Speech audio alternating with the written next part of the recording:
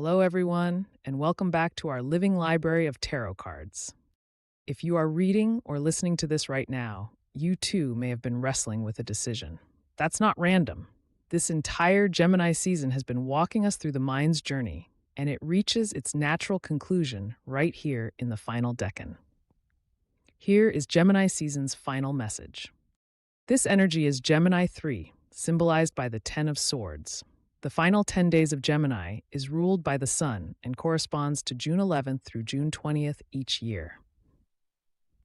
This card represents the mind's complete exhaustion, the final unraveling of a season spent analyzing, comparing, and weighing every possibility. It marks the point where mental energy has reached its limit and begins to surrender, preparing us to transition from thinking into feeling as we move toward Cancer season on June 20th.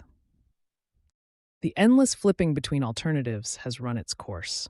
At first glance, it looks like total defeat, 10 swords piercing through. But the sun's influence changes everything. This is not destruction for its own sake. It is the bottom that finally forces a shift. One choice must be released, but it doesn't mean forever. In this way, the final decan of Gemini brings the myth of the twins to its symbolic end. Castor and Pollux, Romulus and Remus, Jacob and Esau, all twin myths carry the tension of two paths or two competing destinies.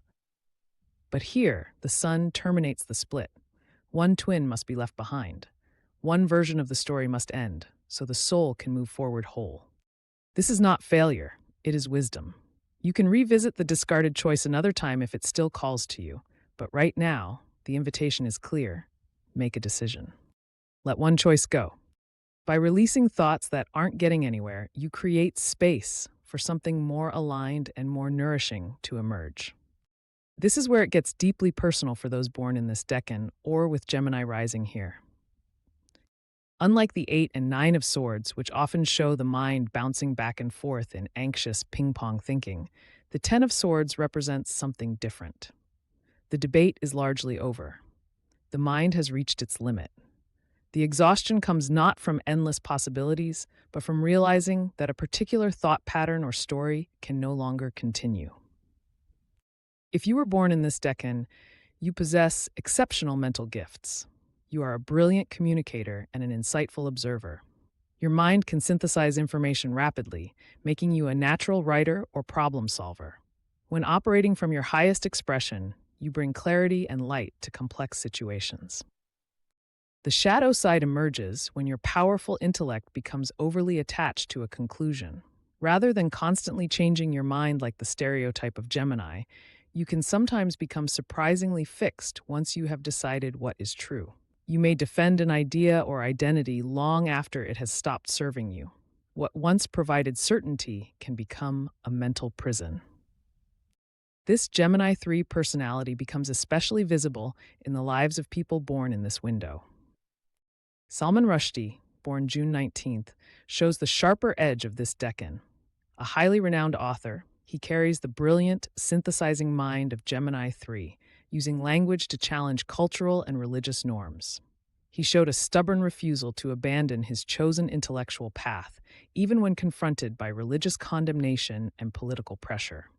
Donald Trump, born June 14th, shows the chaotic and unpredictable edge of this decan. A persuasive, often dogmatic Gemini mind, intensely fixed around one chosen narrative.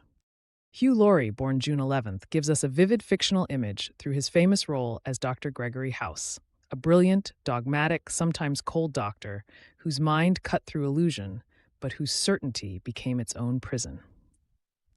Other famous Geminis born in this decan who illustrate this tendency toward conviction and unwavering focus include Ice Cube, Vince Lombardi, Joe Montana, Tupac Shakur, and Kendrick Lamar. If you draw this card, the symbol warns clearly. Nobody can stay in that trapped thinking forever. The exhausting cycle of mental polarization has to come to an end. The purpose is not punishment, but liberation. The sun reveals what has reached its natural conclusion, bringing it into the light so it can be released with grace. Its message is simple: let go and allow the transition from relentless thinking into the deeper feeling of belonging that awaits in Cancer season. This is the work of all things Gemini. Please like or follow to support this creative project. It really helps me out.